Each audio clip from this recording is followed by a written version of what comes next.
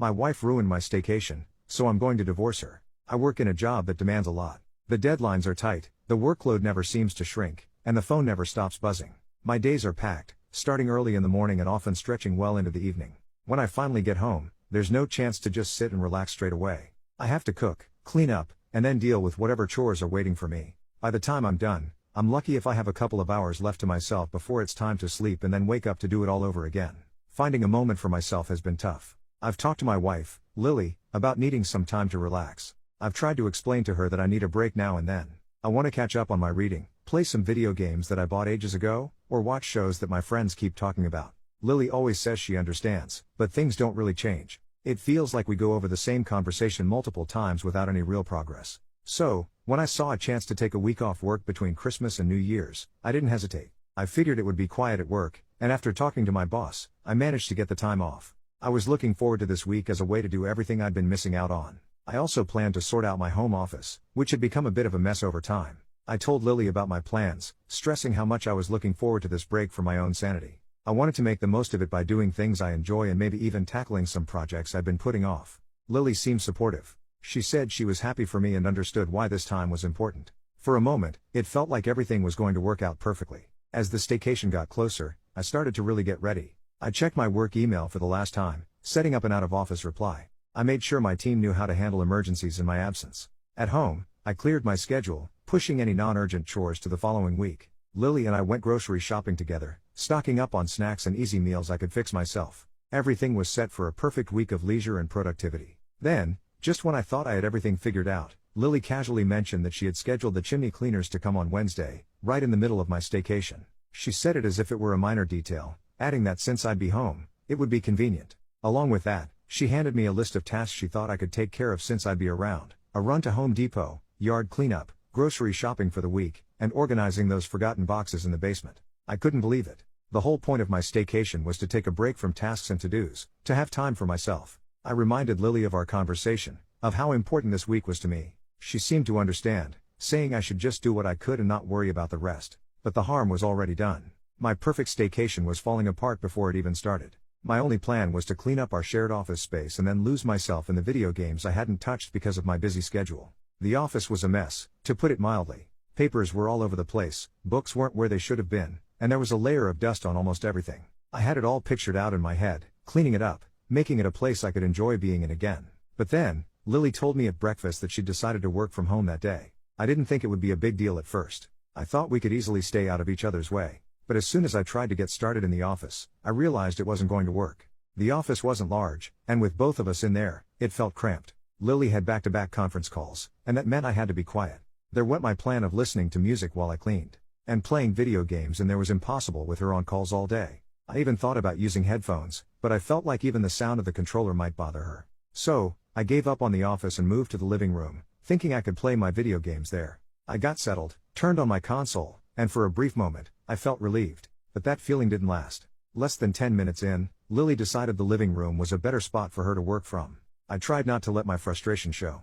I knew she had work, but so did I, in my own way. But with Lily in the living room, playing games was no longer an option. Every little noise seemed to distract her. Left with no other option, I turned off the console and picked up a book I'd been trying to finish for ages. Reading was something I could do quietly, at least. I found a quiet corner and tried to lose myself in the story. But even then, I couldn't escape the interruptions. Just as I was getting into it, Lily turned on the TV. She didn't even ask if it was okay. She just did it.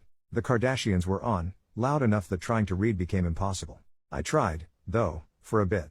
Tried to block out the noise, but it didn't work. I thought about moving to another room, but it felt silly. The bedroom was too much of a retreat for the middle of the day, and the kitchen, well, it's not exactly a place to kick back and relax. So, I stayed on the couch, holding my book, reading the same line over and over without actually taking any of it in. Every now and then, I'd look up at the TV, not because I was interested but more out of a lack of anything better to do. The day went on like that. I was just trying to find a little bit of quiet for myself, but it felt impossible. It wasn't just the interruptions that were getting to me. It was feeling stuck, not being able to do any of the things I had been looking forward to. By the time the day was over, I hadn't managed to do a single thing I had planned. The office was still a disaster, my video games were left untouched, and my book was still unfinished. Lily, for her part, seemed completely unaware of how frustrated I was getting. She just moved around the house, working from one room to the next, and it felt like there was no space left for me. By Wednesday, My patience was running thin. It was halfway through my staycation, and instead of feeling relaxed, I was more stressed than ever. The whole idea was to take a break, do things I enjoyed, and recharge. But that was turning out to be impossible. Whenever I tried to settle down with a book or play a video game, she would start working in the same room. The noise and her presence were distracting. I couldn't focus, and I felt like I was losing my only chance to unwind. It wasn't just the interruptions that bothered me, it was the feeling of being ignored. I had explained how much I needed this time, yet it felt like my needs weren't important to her. This wasn't new for us. I often felt sidelined and my wants and needs seemed to always come second to everything else. It was draining, and I was tired of it. When I tried talking to Lily about needing some alone time, her reaction wasn't great. She kept typing on her laptop while I was speaking. It was as if what I was saying didn't really matter to her. When she did look up, it felt like she was just humoring me, not really taking in what I was trying to say. I get it, you need your space, she said, but the way she said it made me feel like she didn't think it was important. She looked back at her screen right after, making me feel like I was just interrupting her day. I tried to explain again how much this meant to me, hoping she'd see it was a big deal, not just for me but for us. But she didn't really engage. Her answers were short, and she seemed more annoyed than interested. She crossed her arms and leaned back, making it clear she wasn't open to really talking about it. Her eyes had this challenging look, as if my needing alone time was an inconvenience she had to deal with. It was clear we were on different pages. She mentioned we'd have to work around it, which sounded like she wasn't planning to change anything. She suggested simple fixes, like me wearing headphones, as if that would solve everything. Her way of brushing off my concerns made me feel small and alone. It made me feel like what I needed didn't really count for much to her. I knew we were stuck in a loop that wasn't doing either of us any good. The same problems kept coming up, and it was clear we weren't going to solve them by ourselves. So, I talked to Lily about what we could do to get out of this rut. The first thing that came to mind was counseling.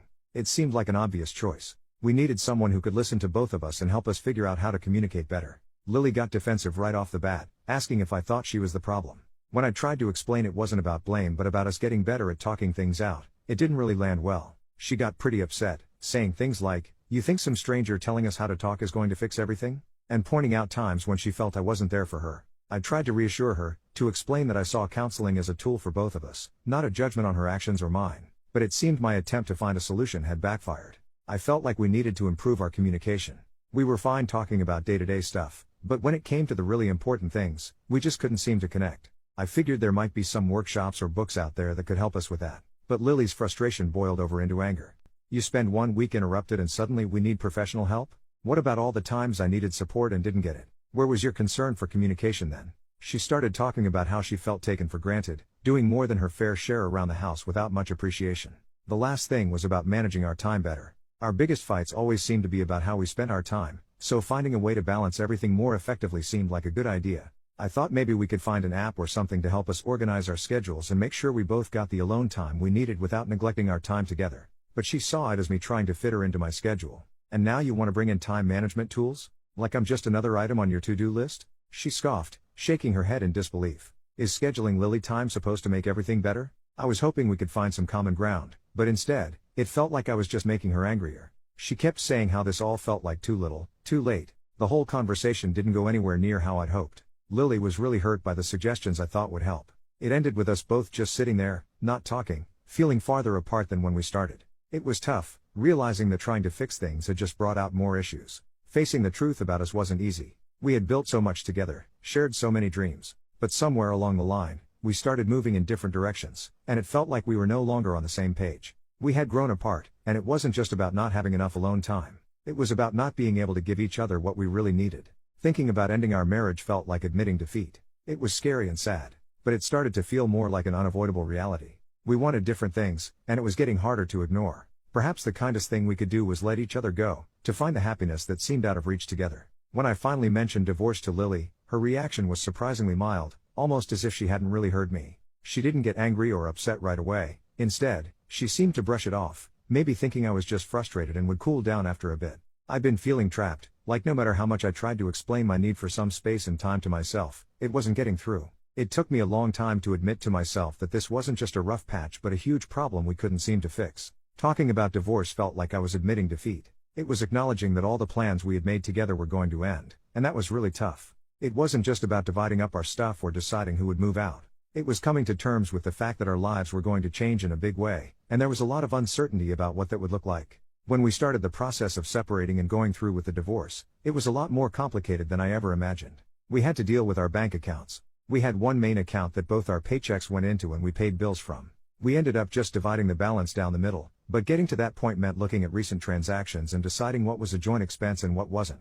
It felt weird to argue over small amounts of money, but that's what happened. Then there was the house. That was a big one. We both loved that house, but I decided it would be better for me to move out. We had 2 cars. One was almost paid off, and the other still had a significant amount left on the loan. It made sense for me to take the car that was paid off. We had to call the bank to work out the details for the other car, making sure my name was off the loan and that Lily was now solely responsible for it. That was one of the easier things to settle, honestly. Some of our friends tried to stay neutral, but it was obvious some felt like they had to pick a side. It was sad to see how our decision to divorce affected not just us but our friendships too. And then there were all the little things around the house. Who gets what kitchen tools, books, decorations? It might sound minor, but deciding who kept the coffee maker became a half-hour discussion. Every step of the way, I had to remind myself why we were doing this. It was draining, having to negotiate and talk about who gets what when really, all I wanted was to find a way to move forward with my life. After the divorce was finalized, I found myself in a new apartment. It was a change, moving from our shared home to this smaller,